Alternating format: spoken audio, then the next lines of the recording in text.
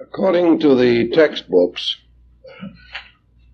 maturity is that condition in which a person reaches the full use of their own potential capacities.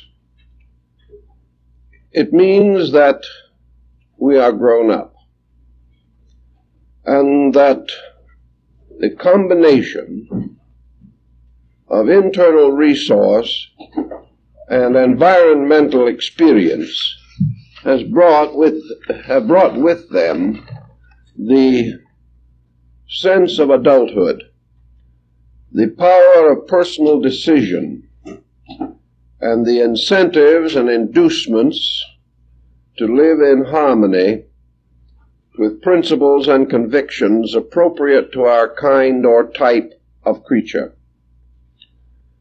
Maturity, to many persons, is a difficult word because it seems to imply the loss of certain irresponsible attitudes.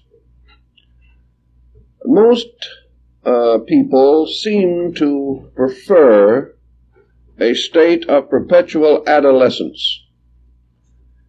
They hesitate to accept responsibility and would like to hope that they can continue throughout life under some form of parental leadership.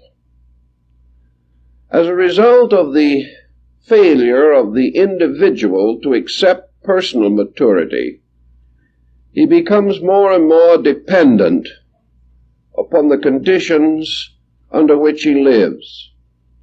His negative relationship to these conditions is one of the reasons why we can have bad government, intolerance, unfortunate social conditions, and be almost constantly exploited by those in authority. As long as we exercise no basic authority of our own, we turn over to others rights and privileges which we should keep in our own names. Having once made this sacrifice, or having once neglected our own privileges and opportunities, we rapidly fall into negative habits and by degrees become victims of the pressures exerted by others who have taken advantage of our weaknesses.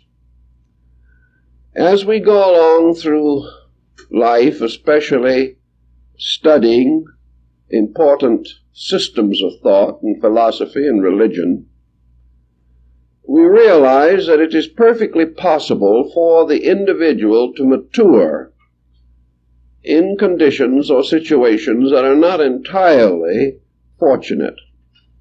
It is not necessary for us to wait until all the rest of the world grows up before we make a desperate effort to reach our own maturity.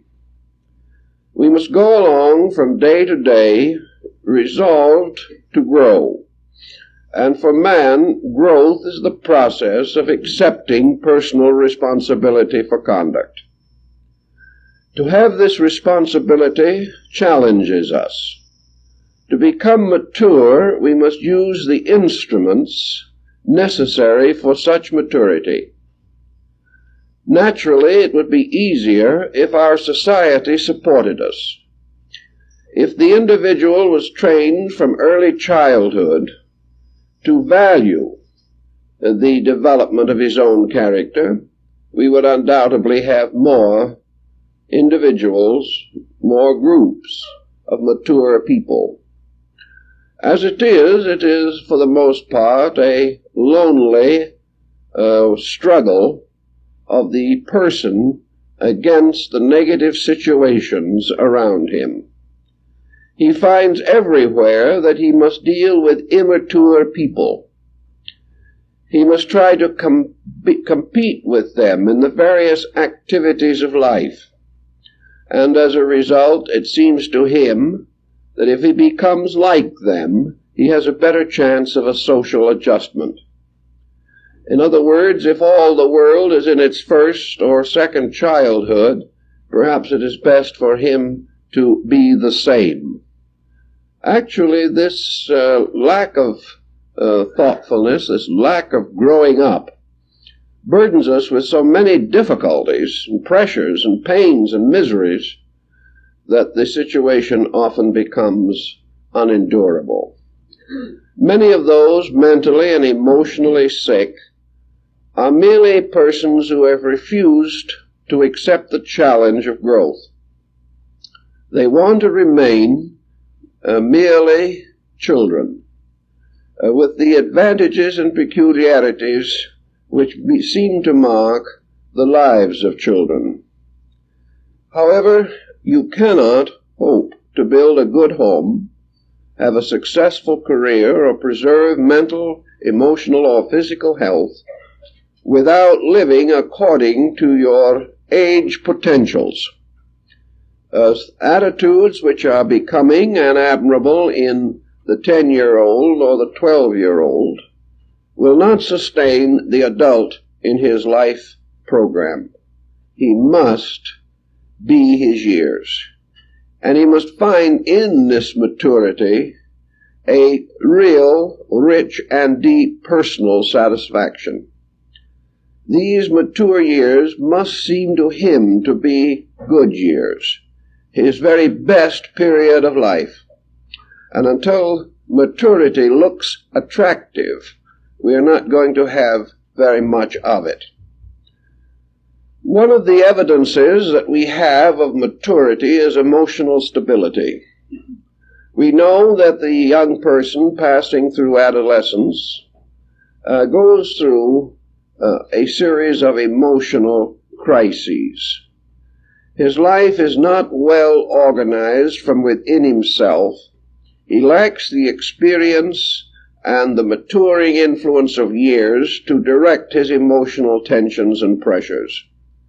Consequently, we have a right to expect that the child growing up through the 12th to 16th years will have personal difficulties and will require kindly but adequate leadership from those around the child. However, after this period, the continuance of this irresponsibility on the part of the young person is no longer becoming. And as the same individual reaches 30 or 40, childishness is no longer an asset, it is a debility and a disability. How then shall we estimate for a few moments the maturity requirements of the contemporary individual, so that he may face the problems of his time? In the beginning, maturity depends upon some kind of a background, upon a traditional point of view. To be mature, we must somewhere discover a standard of maturity. We cannot afford to just drift along hoping that nature and circumstances will mature us. There has to be some leadership from within the self. This leadership is intended by nature, and the means to attain it are available to nearly everyone. We have a natural tendency to grow up, but we can combat this tendency or ignore it or misuse the energies which it provides. Some form of traditional or environmental pattern, some standard by which the person estimates his own adjustment with society, is therefore almost essential in a large social pattern such as we have today. The pattern we seek of maturity must also have a measure of general approval to make things as simple as possible. If we reward maturity, if we regard it as the ultimate status symbol, we are most likely to have young people striving to attain it. If we penalize the person who is immature in some way, This constitutes a form of parental guidance. The individual who is acting badly should not be rewarded for his misdeeds. But in our way of life, where nearly everyone is on the verge of nervous collapse for one reason or another, the perpetual adolescent is usually not adequately guided or directed. We take an emotional person, for instance, who is physically 40 and psychologically 15, and this person is subject to innumerable tirades, is exceedingly self-willed, lacks any desire or intention to control or direct their own conduct, and under these motivations becomes a general nuisance. The rest of the family or the immediate circle of acquaintances become so exhausted with this nuisance that they lose all interest in attempting to lead the delinquent into some better pattern of life. One way in which we react to the immature is simply to leave them alone. We bow out of the situations which they force upon us, or we laugh them off and change the subject. We do not wish to lock horns with an excessive emotional situation. If we try to change these other people, they become hysterical, hateful, and very often actually violent. We do not wish to face such tempests, so we keep quiet and step out of the situation. Actually, this attains very little except to point out to the perpetual adolescent that the worse his disposition is, the more likely he is to have his own way. This is not a profitable discovery as far as he is concerned. It indicates too often that we can shout, bluster, and bluff our way out of situations which we should face with cool judgment and consideration. Now, nature, fortunately, is not of the mind of the average person trying to avoid complications. Nature will never for one moment tolerate this perpetual adolescence. And as the person tries to use the negative processes of hysteria, criticism, condemnation, or violence to attain his ends, nature begins to close in on him. Regardless of how adroitly or craftily he attempts to preserve his own mental and emotional immaturity, he comes head-on into a situation which he cannot control. The penalties for lack of growth are numerous. The broken home, the failure in business, isolation from friends, loss of privileges and rights, and finally, loss of control over self, with the ultimate decline of the mental and emotional balance. We become little by little mentally and emotionally sick as a result of having our own way or getting away with things which are not proper for us. So there is no reward except suffering.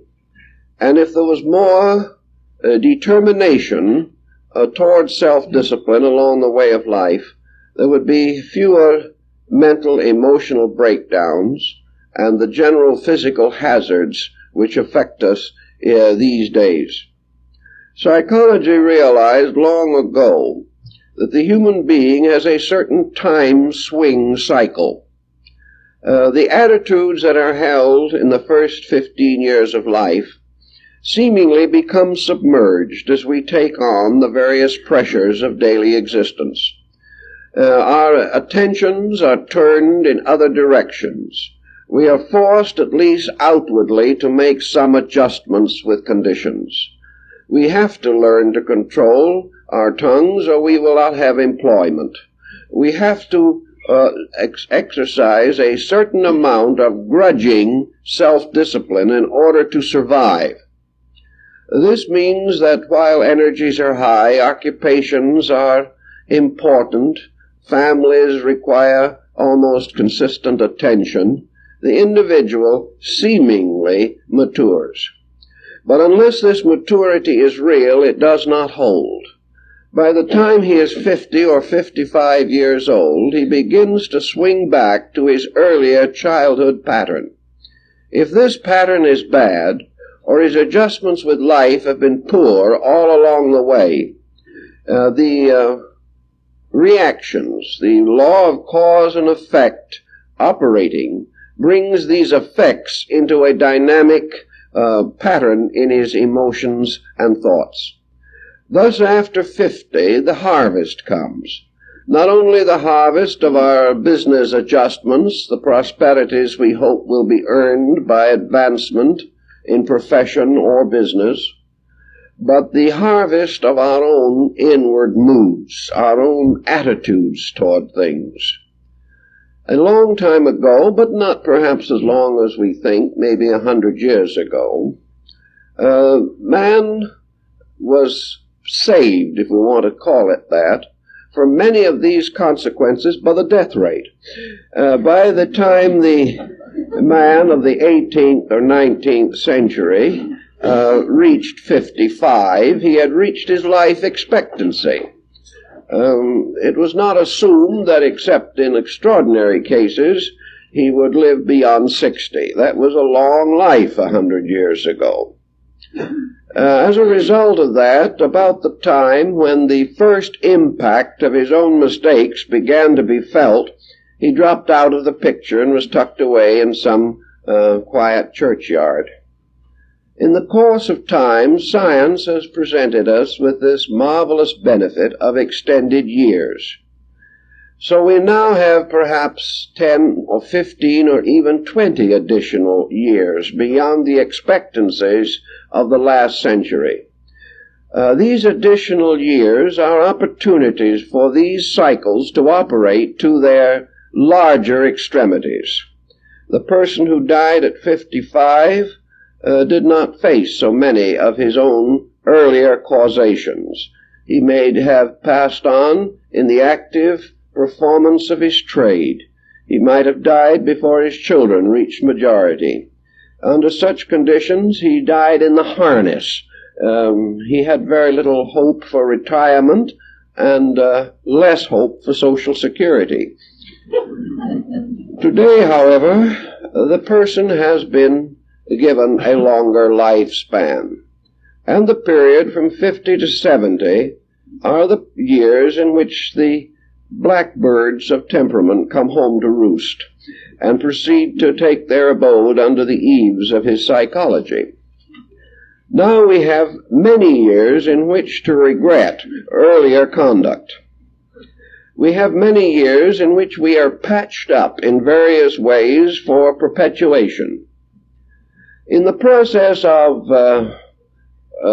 indiscretions, which afflict us all to some degree, our ancestors, when they had once worn out the body or its resources, gave it up, and that was the end. The doctor could do very little. A serious ailment was likely to be fatal in a short time. Modern man has had not only this extension of years, but we should remember that it is not an extension of his best years.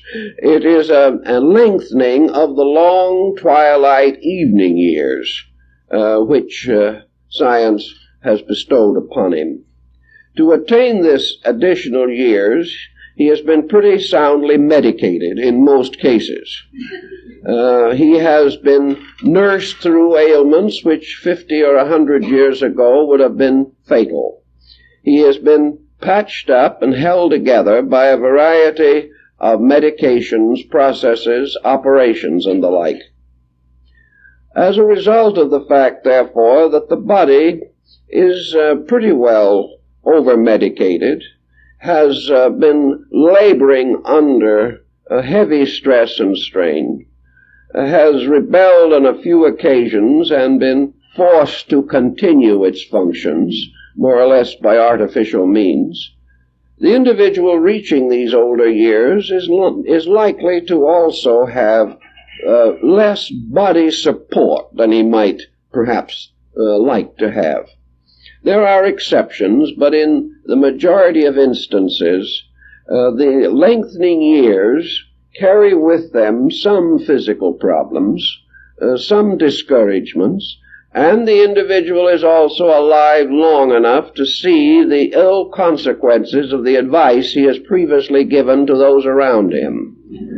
He lives long enough to see how his own early married life is breaking the homes of his children. He is beginning to live long enough to be criticized for his own earlier conduct. If he passed on before this period, decency said that you shouldn't bring up these matters and speak disrespectfully of the dead.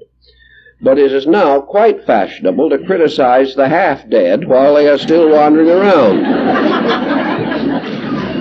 The whole situation, then, demands more maturity in the formative years of life if we expect to make any profit from these additional years that science has conferred or sanitation has made possible.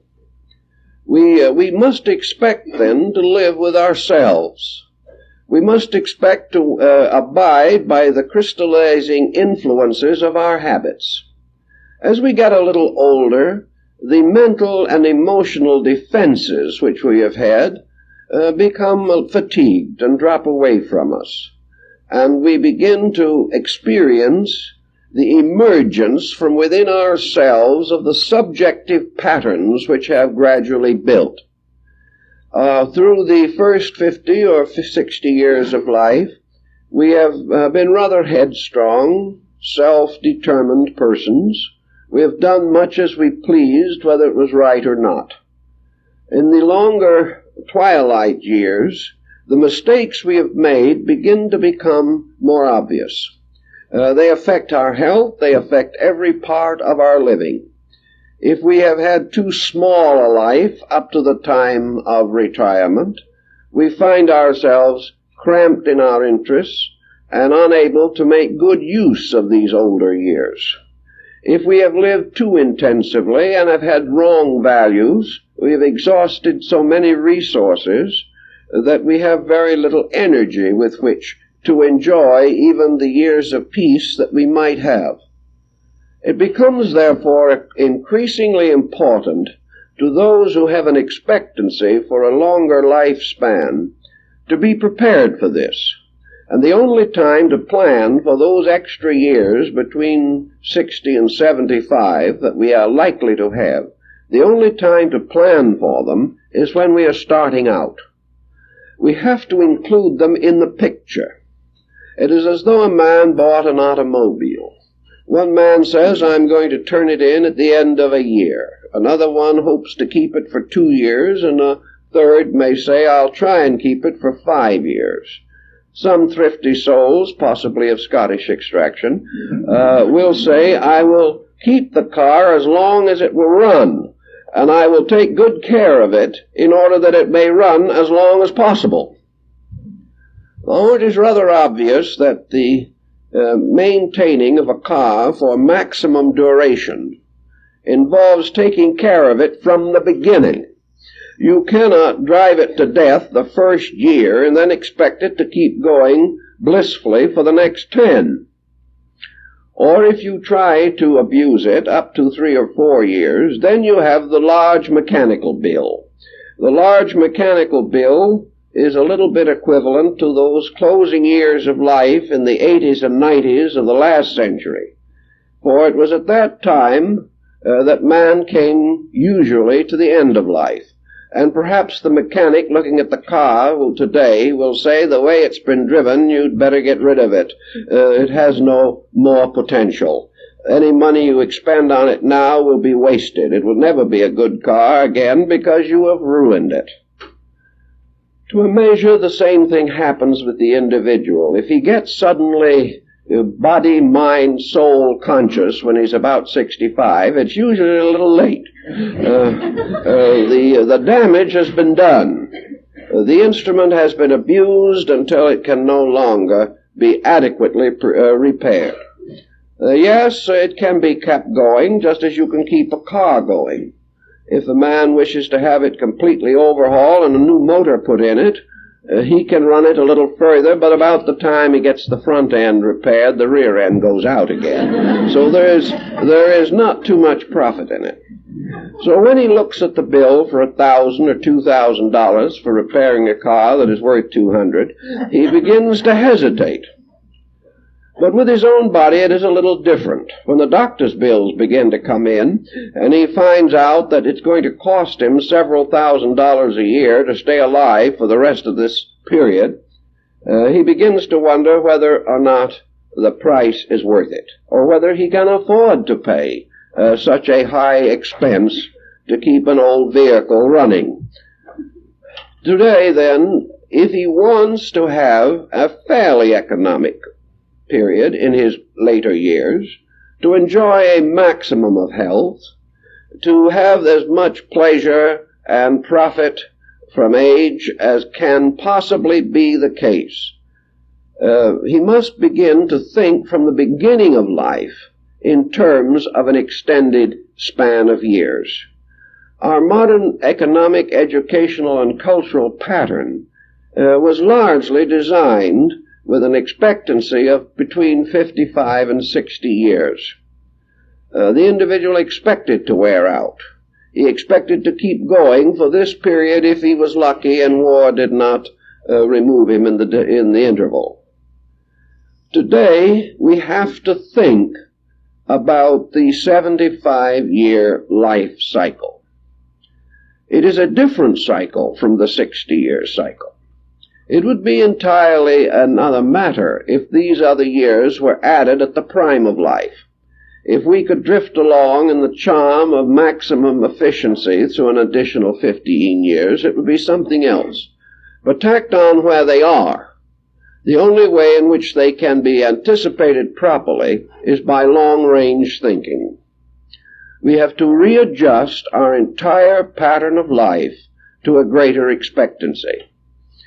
This in itself would be a most admirable and useful adjustment, for the chances are 100 to 1 that if we adjusted correctly to a 75-year life pattern, we would live to be 90, and comparatively in good health.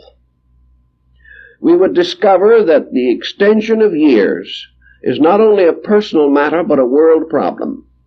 That it is not only a matter of the individual trying his best to live intelligently, but it is a re-gearing of the entire structure of human society to a longer life pattern with a proper provision for the various stages of living, and particularly adequate planning for those additional years. If we would do this in the beginning, we would have not only a longer life pattern, but we would be able to use these additional years more constructively and more happily.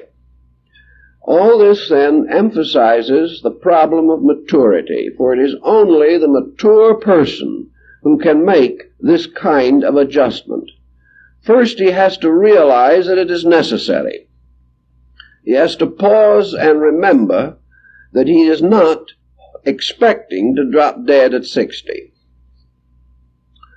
He may bring this shorter life upon himself by his excesses or pressures, or conditions may arise over which he has apparently very little control.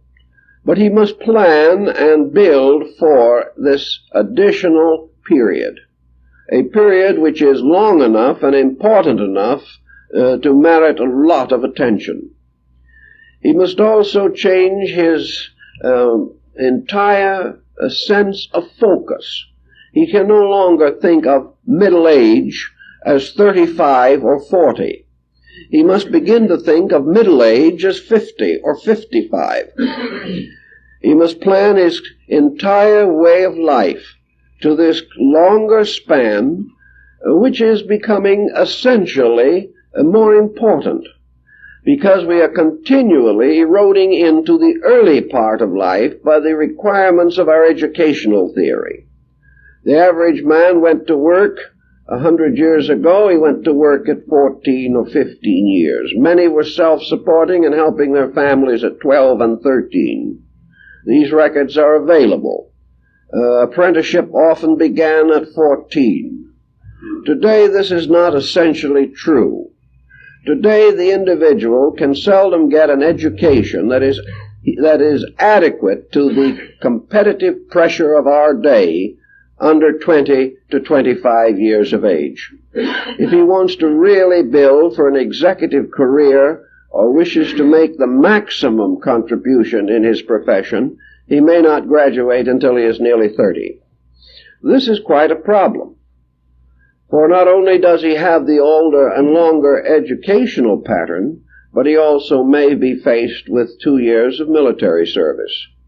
He has to add something somewhere to really come out even.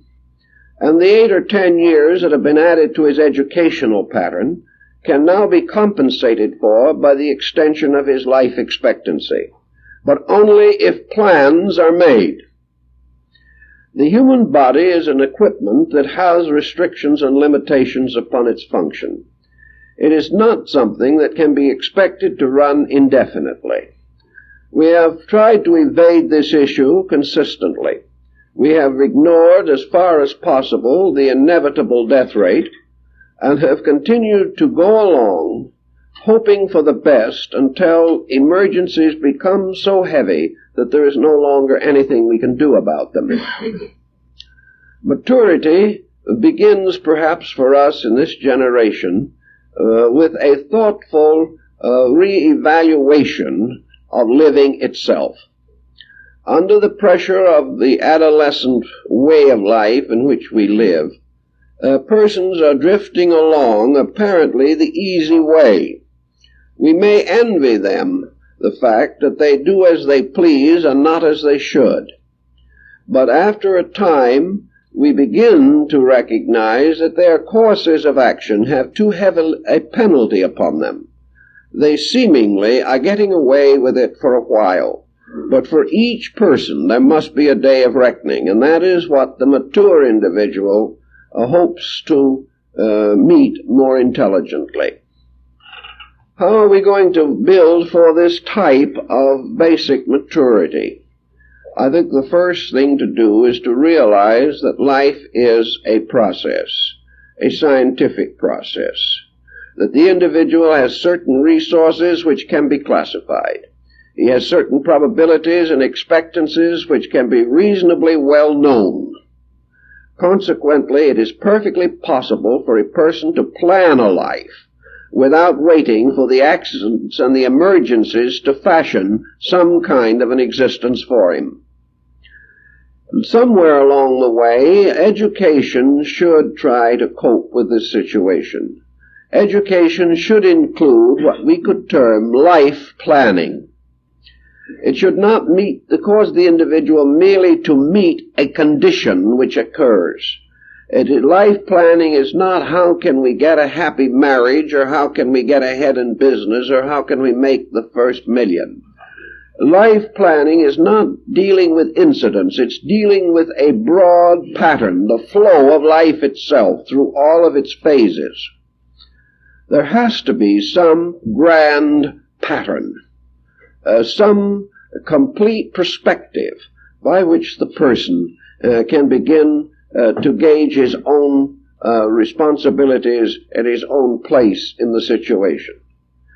If he does not have some plan, he will not only shorten his years, but burden the ones that he is able to have with unnecessary tribulations. Perhaps one way we can do this would be to more or less sit down ourselves and try to find out why we're here and what it is that we really want to do with living. We have to start where we are unless we are at a particular stage of a well-planned project. Obviously, if we have a building half completed, we want to finish it. But unless we have already a clear view of what we want, what we need, what we must do, it is very wise to begin to think it through rather carefully, rather in detail. Maturity must always have purposes.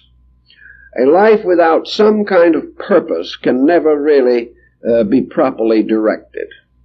Nature, in its old pattern of things, fashioned the shorter patterns of animal living largely for one purpose, procreation. It was the purpose of the organism to mature and reproduce its kind. Man gradually enlarged this pattern.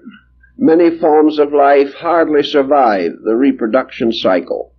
Man, however, has developed another kind of creativity.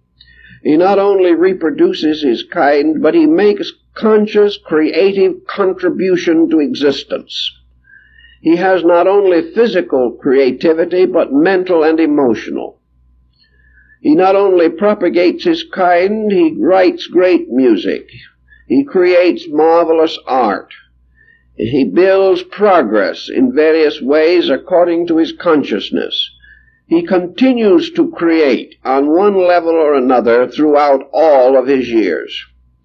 In the moment, however, that he ceases to create something, nature then assumes that his cycle is finished. If there are not reasons for living, life is likely to end or become useless, which perhaps is even more tragic than death itself. So patterns give us visions, clear insights, bestow upon us regulations of conduct. These patterns we build ourselves. They're not dictatorially required of us. We have the gracious opportunity to make wise decision.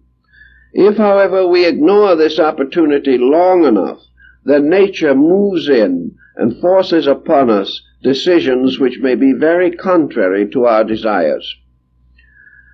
Let us for a moment assume, then, that the point we call middle life or maturity now comes somewhere between 50 and 60.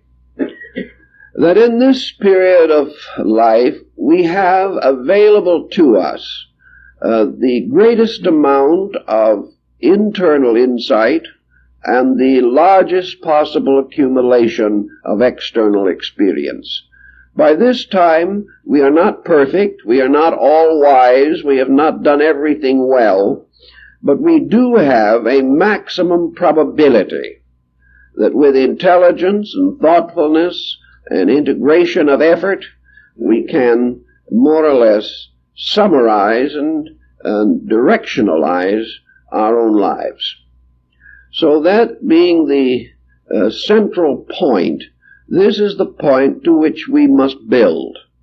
We must plan toward the fact that at that period in life we will be of the clearest vision of which we are capable, that we shall be of a contemplative mood, ready and willing to examine the whole content of life. Somewhere in those years we become, or should become, natural philosophers. If we do not attain this, it is not likely we will accomplish it much later, unless we're at least making a good try in that direction. If we have this larger viewpoint, we then build toward it. For the final thing that we must attain in our maturity is insight into value. We must learn what is really important. Youth has not this skill. We must begin to learn not only what we have to have, but what we are best off without. We have to begin to appreciate the importance of simplifying existence. We have to have already a plan in force by which we live moderately, live reasonably, neither wasting our resources nor our physical energies in an unwise or unreasonable way. So if we take this as the middle of life, We can say that before 50 or 55 is the great cycle of man's causation.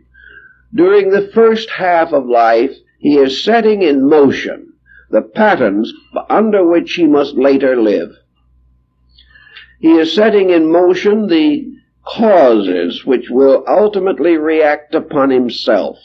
If he has lived reasonably well in the first half of life, or if he is able in the middle part of life to re-estimate the values of the things that he has done, if he can see his mistakes, if he can realize where he has failed, if he can attempt gradually to correct the faults which perhaps have disabled him in earlier years, if he can make some form of mature survey of his own character, he will gain a great deal as a result.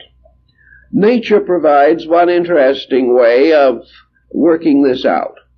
Very often the completely ambitious, self-centered, irresponsible person experiences in his 50s some form of serious physical ailment.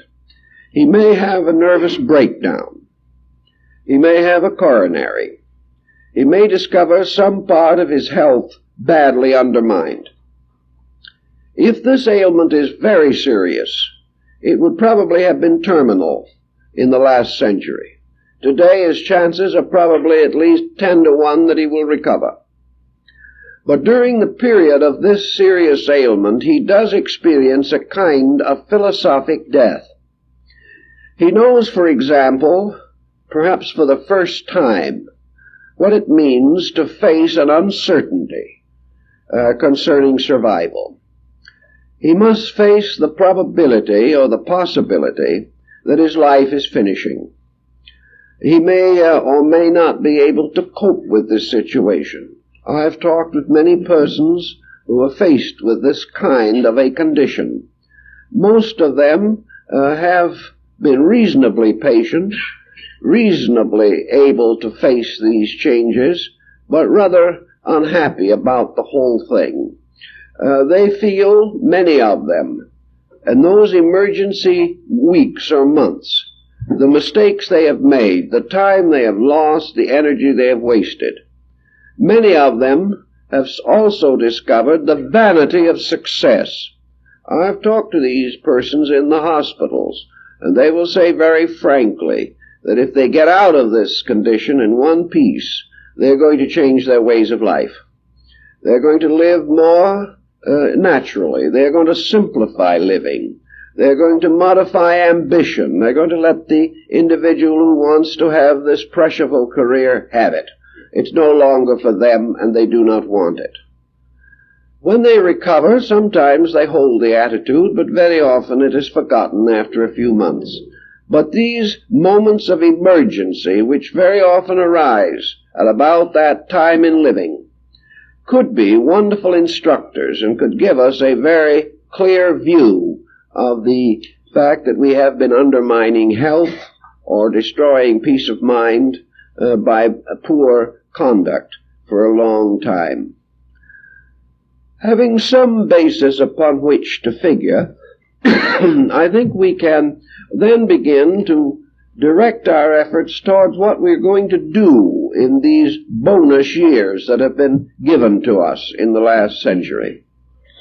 In my recent trip to Japan, I talked to a number of businessmen and also read a little on the way they approach this situation.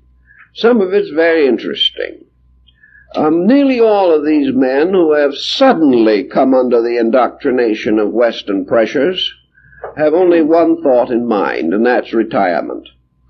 They're willing to carry the burden to a certain degree and for a certain time, but they are mostly of the opinion that stupid materialism is for the young. Until they know better, you can't do much about it.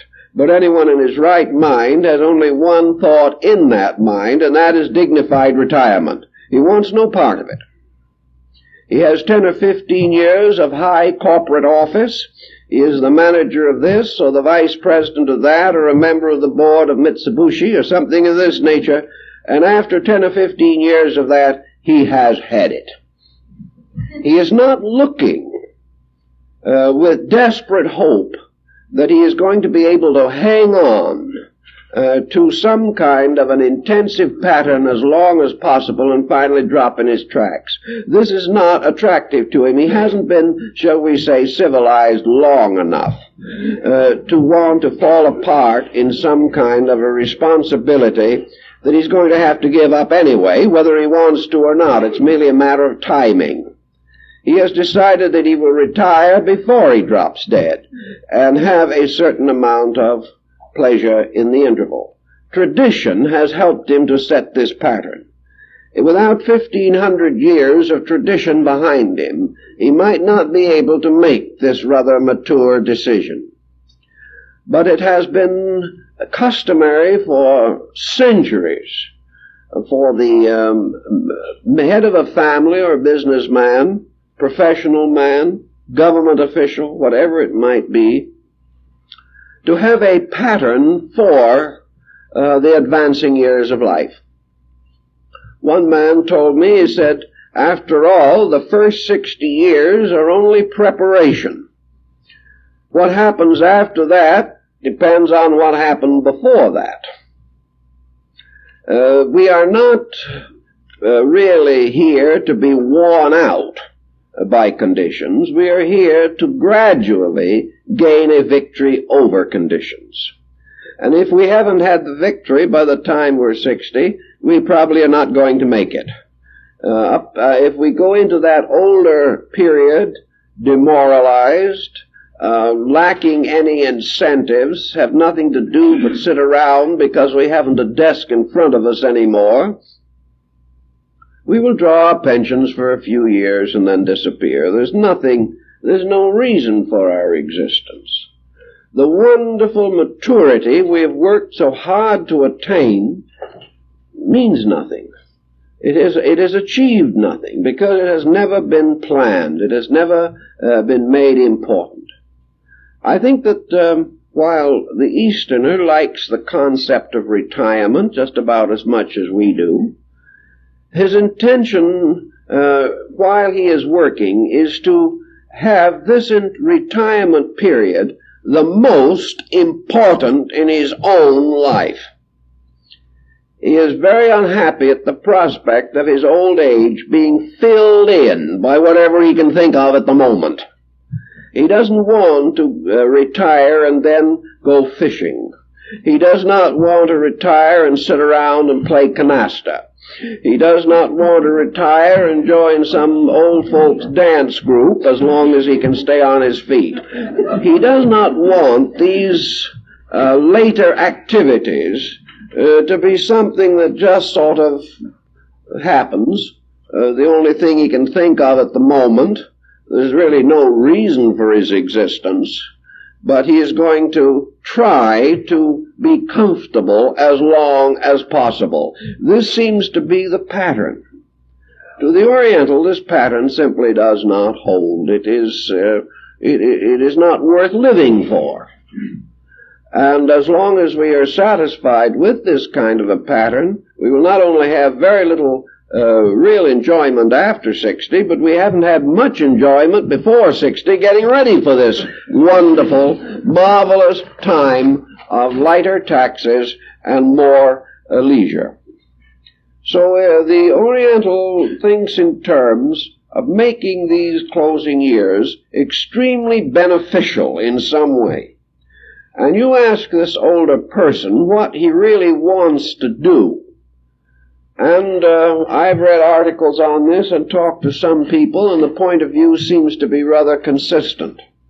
That the real purpose of the years after 60 is that the individual shall begin to realize that he is a citizen not only of a nation or of a planet, but of the universe. That just as surely as his first 15 or 20 or 25 years are spent here trying to work out an adjustment with this world, that those closing years have to be dedicated to working out an adjustment with the infinite. that the individual is coming closer and closer to the time when he is going to face a situation for which he is not perhaps fully equipped. He is going to find that two forces are operating simultaneously. By one force, he is being gradually separated from the intensive industrial or economic or social patterns of this world. As he gets older, he gets tired more easily. He wants to go to bed earlier. He does not want the stress and strain of heavy social responsibilities. If he is a reasonably normal person, relaxation, quietude, peace of mind become increasingly important to him. He wants to have a little life to fulfill his own personal, internal convictions. At the same time that this world is becoming a little less dominant or controlling in his thoughts, another world is opening before him, a world that must be reached by this mysterious one step into the unknown. It is important in these older years to have some kind of a relationship with the future. The Oriental simply will not allow his life pattern to end at the grave.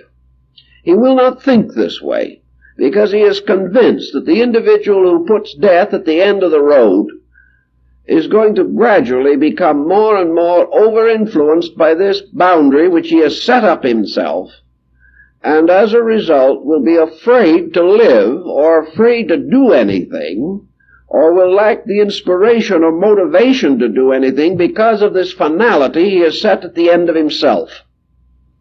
Consequently, to the Oriental mind in general, death is some kind of an interlude. It is a change.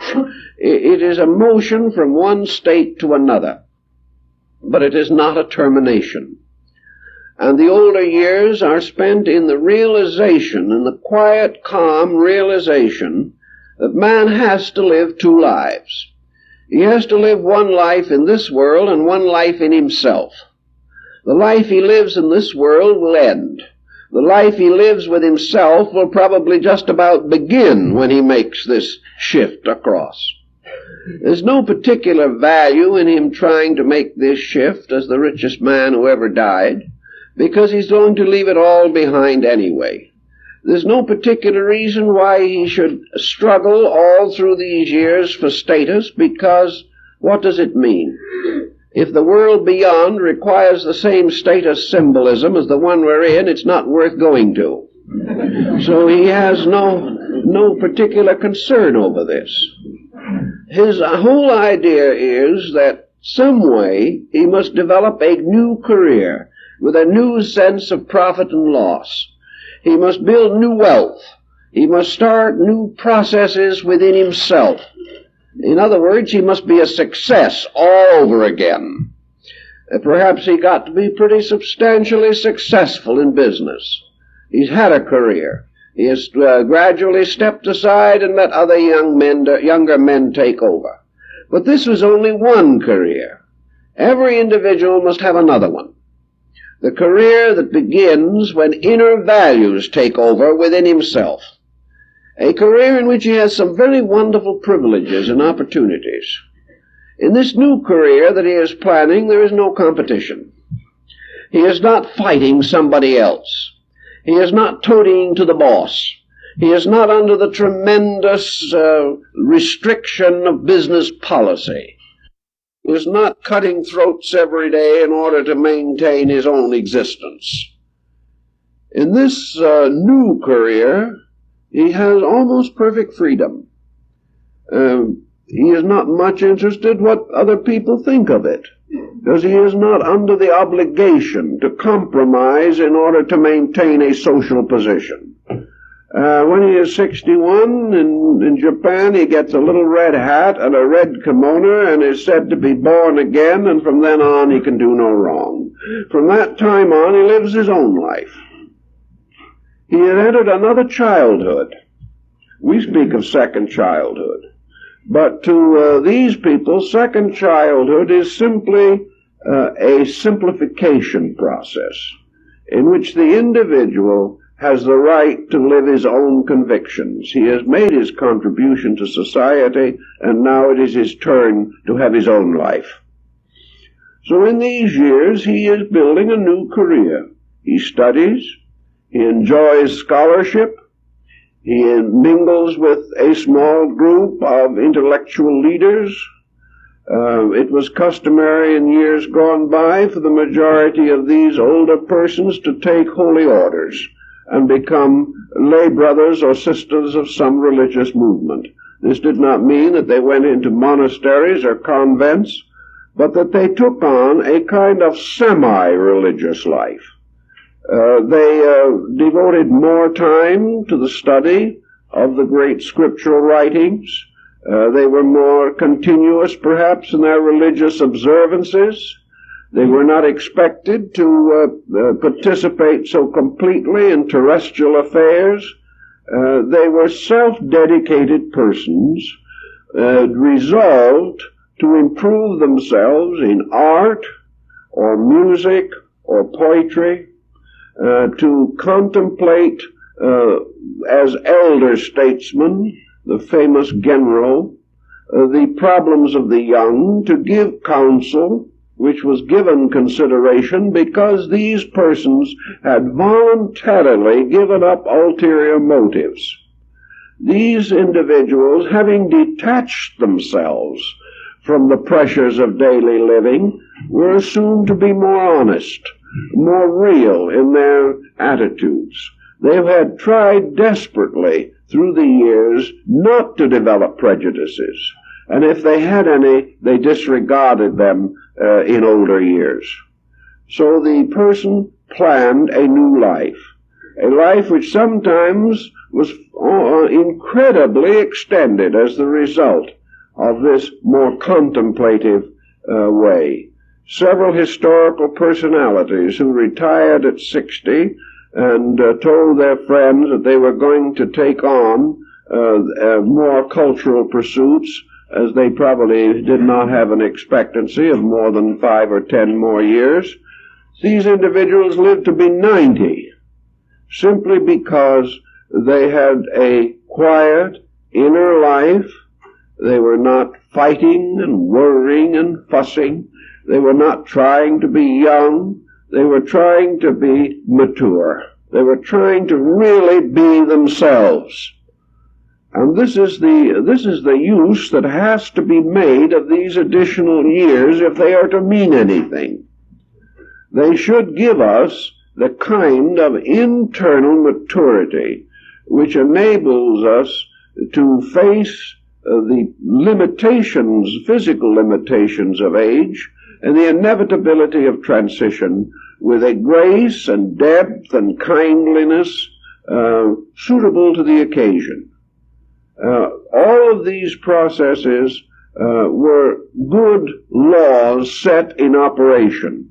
And the fact that we use these laws and that we apply them properly will have a great effect upon our way of life.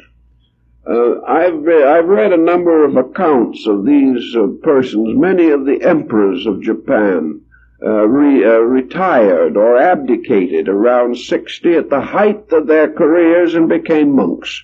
They'd had enough of it. Let somebody else carry on.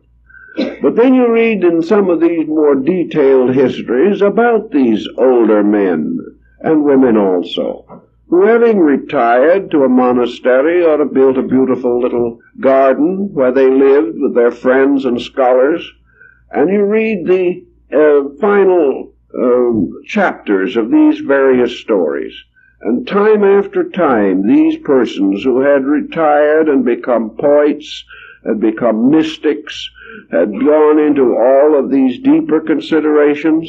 When you come to the last few lines of the biography, it says things like, and this ancient scholar went to sleep quietly and just did not wake up one morning. Or another one, surrounded by his friends or his disciples, entered prayer and while in prayer slipped out of this world. You very seldom find the story that we have of the clanging ambulance, the mass of doctors, the long protracted method of trying to die gracefully. The individual, because he had no longer these pressures, when his time came, he simply did what Plato did, whose life also was much of this kind. One night he read the poets, particularly Sophron, put the manuscript under his head for a pillow, and in the morning he was gone. He passed in his sleep. Up to the day of his death, he had perfect eyesight, no sickness, and full control of his faculties, simply because he had tried to learn to use the things we have instead of constantly abuse them.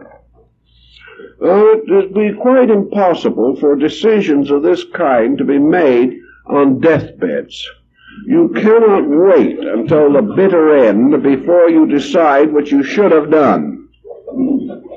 It's not necessary. Nature has given to each of us the right to grow up as mature persons. It has made it possible for us in modern times, through communication, transportation, and education, to learn the facts about living.